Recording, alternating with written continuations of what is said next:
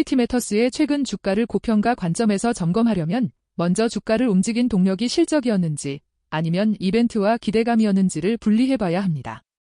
최근 1개월 내 흐름을 기준으로 보면 시장의 관심은 기술 확장 스토리와 자금 조달 구조에 강하게 쏠린 모습입니다. 특히 12월 1일에 공개된 자금 접근 구조는 단기 심리를 크게 바꾼 요인입니다. 총 1억 1,150만 달러 규모의 잠재 조달 틀 안에서 1,150만 달러 약속어음과 최대 1억 달러 에쿼티 라인이 제시되면서 유동성 불안이 완화될 수 있다는 기대가 주가에 빠르게 반영됐을 가능성이 큽니다. 이런 국면에서는 주가가 펀더멘털보다 앞서 달리는 전형적인 패턴이 나타날 수 있어 고평가 여부를 더 엄밀하게 따져볼 필요가 있습니다. 실적 측면에서 보면 고평가 논쟁을 자극하는 숫자들이 분명합니다. 2025년 6월 30일 기준 단기 재무에서 영업손실 2,375만 1,000달러, 순손실 2,462만 1,000달러가 확인됩니다. 현금 및 현금성 자산은 75만 달러 수준으로 매우 제한적이며 영업활동 현금 흐름도 마이너스 414만 5천 달러로 나타났습니다.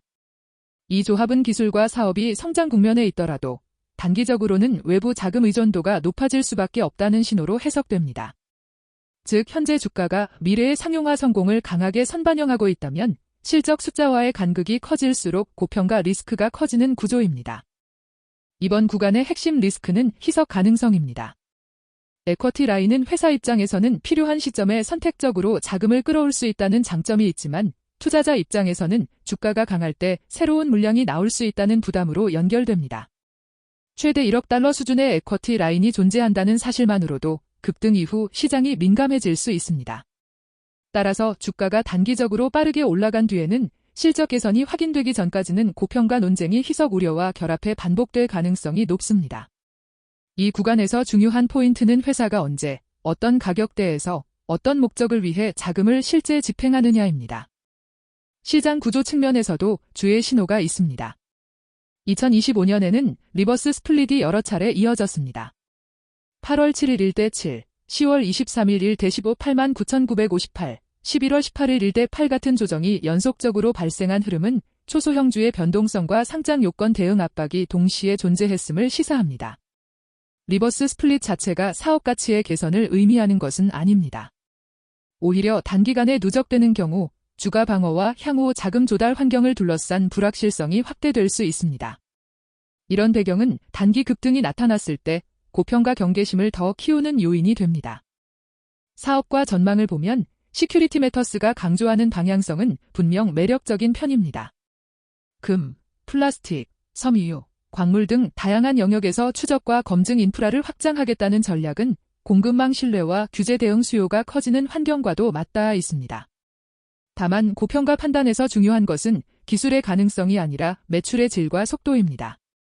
시장은 이미 다중산업 확장 스토리에 프리미엄을 부여하기 시작했지만 반복 매출이 어떤 형태로 자리 잡는지 그리고 그 규모가 실제로 얼마나 빠르게 커지는지는 아직 숫자로 충분히 검증되지 않았습니다.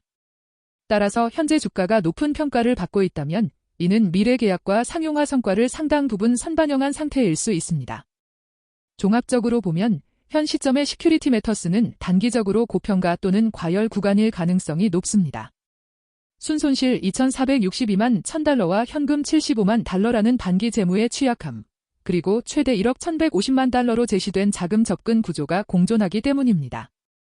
여기에 2025년의 연속적인 리버스 스플릿 이력까지 더해지면 주가가 실적보다 빠르게 달릴 때 나타나는 전형적인 위험 신호가 상당히 모여 있다고 볼 수 있습니다. 다만 이 결론은 고정된 판정이 아닙니다. 2026년 상반기까지 첫째, 대형 상용 계약이 구체적 금액과 물량으로 확인되고 둘째, 검증 기술이 구독형이나 거래 기반 등 반복 매출 구조로 자리 잡으며 셋째, 자금 집행이 단순 연명이 아니라 고마진 성장 투자로 연결된다는 증거가 나온다면 현재의 높은 평가는 충분히 정당화될 수 있습니다. 결국 핵심은 스토리가 아니라 숫자이며 숫자가 따라붙는 순간 고평가 논쟁은 빠르게 약해질 수 있습니다.